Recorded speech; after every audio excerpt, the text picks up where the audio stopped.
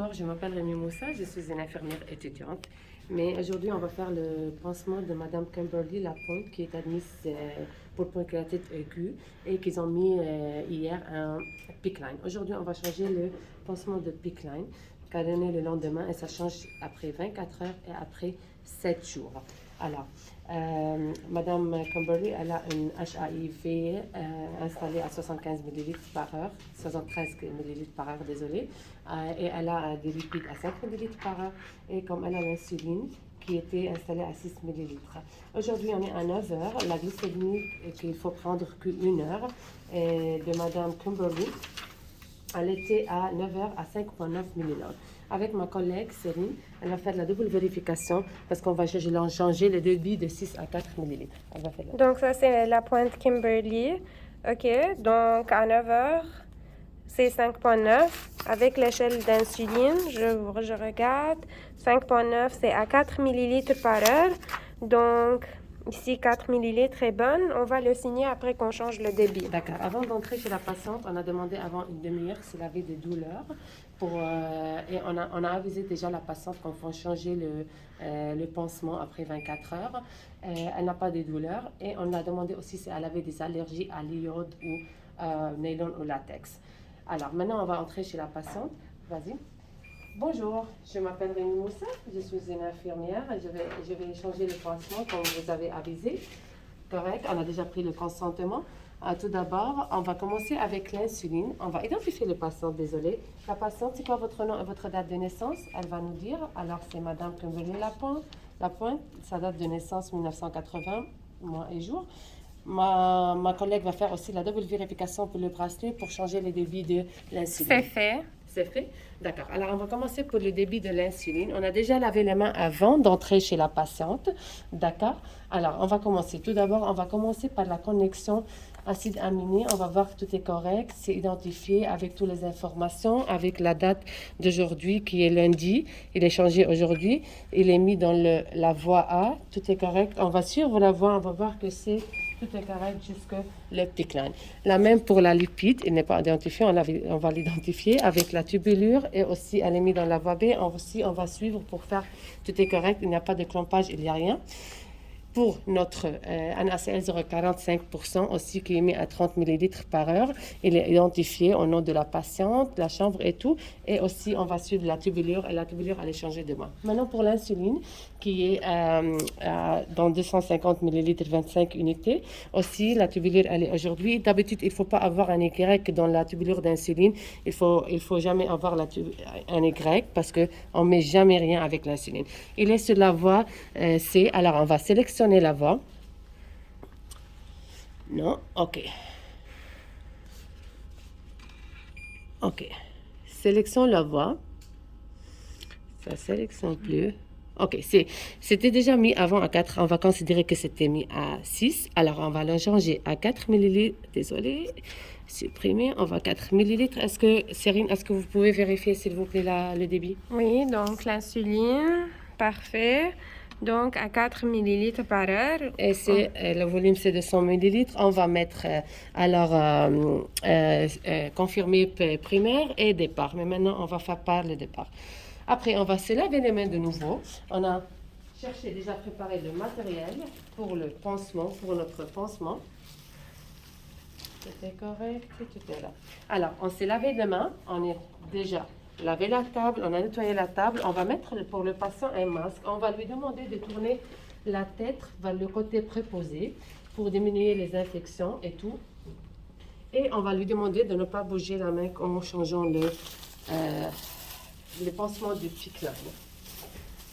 D'accord. Alors, on va mettre le piquet du patient et on va soulever tout d'abord le lit.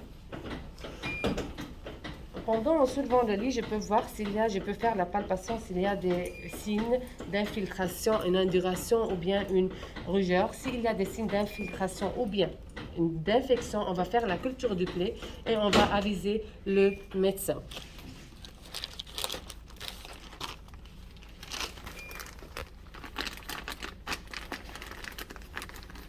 Hop. Ok. Je vais considérer que c'est la poubelle. Je vais mettre en bas. Je vais l'installer. Ok. Alors, je me lave les mains. je vais commencer par, tout d'abord, avant tout, je vais prendre, mesurer la sortie de la fin d'insertion du pic-line jusque l'embase. C'est mentionné dans le dossier du patient, c'est à 2,5 cm. Alors, on prend la mesurette avant. On va prendre les gants non stériles. S'il te plaît, les gants stériles, j'ai oublié mes gants. D'accord. Alors, merci. Je mets mes gants non stériles.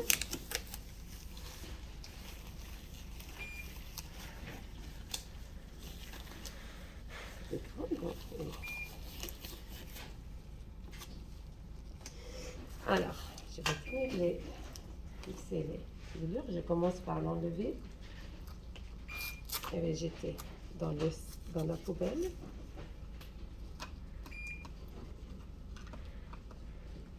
Pendant ce temps, je peux expliquer à la patiente que si elle a senti des signes d'hypoglycémie comme des sueurs ou bien de tremblements, des faim, un faim, ou bien qu'elle a senti des troubles visuels, il faut nous aviser. On va laisser la cloche à sa portée. Comme on va l'expliquer, elle a eu aussi des symptômes aussi d'hypervolémie avec l'alimentation parentale, tachycardie, d'altération de son état général, de dyspnée, il faut nous aviser. Et s'il y avait les parents aussi sur le chevet, il faut les expliquer. S'il vous plaît, madame, ne bougez pas la main, votre avant-bras et restez la tête de l'autre côté. Maintenant, on se lave les mains de nouveau et on va commencer avec notre pansement. Alors, avant d'ouvrir, on va voir la date d'expiration du pansement, tout ce qui est dedans, les matériels qui sont stériles et qui est étanche et stérile. On va commencer pour l'ouverture de pansement. Le 2,5, de l'ouverture de pansement n'est pas stérile, on ne les considère pas stériles. Ok.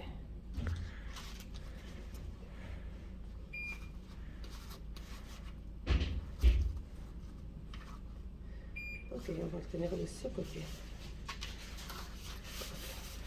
Il ne faut pas le mettre les mains au-dessous du champ ou bien ok, on va commencer par notre chlorhexidine.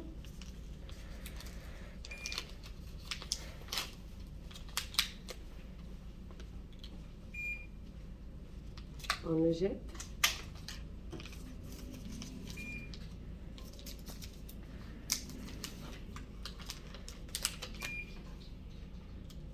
À tout moment, on peut tout le temps examiner la patiente et on va tout le temps l'expliquer qu'il faut garder la tête de l'autre côté et d'accord. Maintenant, c'est le temps de mettre les gants stériles pour recommencer notre. On a besoin du Tegaderm. S'il te plaît, Céline, elle est où le Tegaderm? Je vais ouvrir le Tegaderm avant de mettre mes gants stériles. Oh là là.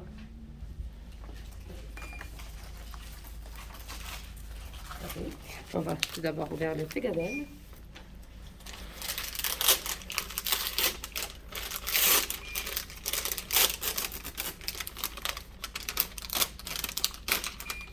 Ok, je me lave les mains et je vais mettre mes gants stériles.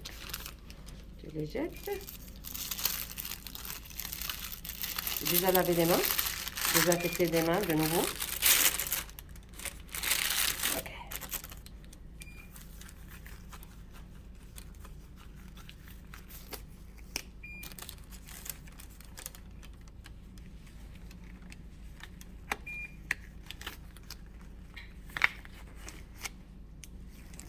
Ok. Alors, on va commencer avec la chlorhexidine. On va tout le temps demander à la patiente de laisser la tête de l'autre côté. Maintenant, on commence du point d'insertion jusqu'à l'extérieur. Et on va tourner la chlorhexidine du point d'insertion jusqu'à l'extérieur. On le jette, on laisse la main au-dessus du champ. Puis, on va commencer du point d'insertion jusqu'au haut. On va tourner et on va faire le cathéter et on le jette, on ne met pas les mains au-dessus. Puis, on va passer au-dessous du cathéter sans le bouger si c'est possible. On va tourner aussi, on va passer du point d'insertion jusqu'en bas. On va laisser sécher le cathéter tant que possible.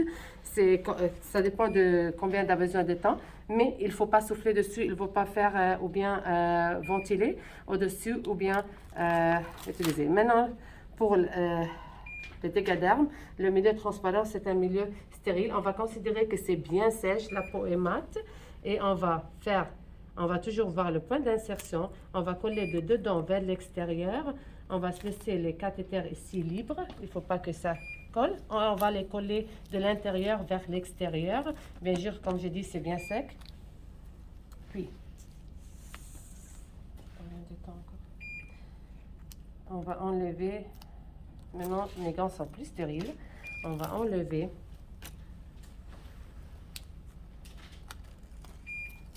OK? Puis, il y a 2 points qu'on peut tenir dessus pour les coller et les enlever après. On peut enlever. On va bien coller les cathéters dessus. On ne peut pas trop s'élever les cathéters. On les colle très bien. Du dedans vers l'extérieur. Et on les colle. Puis, on va écrire nom et date, nom, date et initiale au-dessus du... Je vais le mettre. Je vais écrire la date, le nom. Et après, je vais mesurer. Je vais être sûre, je vais écrire la date, le nom, l'heure et l'initiale. Et je vais la coller ici, au-dessus. Et je vais, après devoir finir, je vais remesurer la place des d'insertion jusque l'embase pour être sûre que ce n'est pas plus que 2,5. Si c'était plus que 4 cm, je vais aviser le médecin. Alors, je vais écrire date, heure et initiale et je vais la coller sur la main de la patiente, sur le pansement.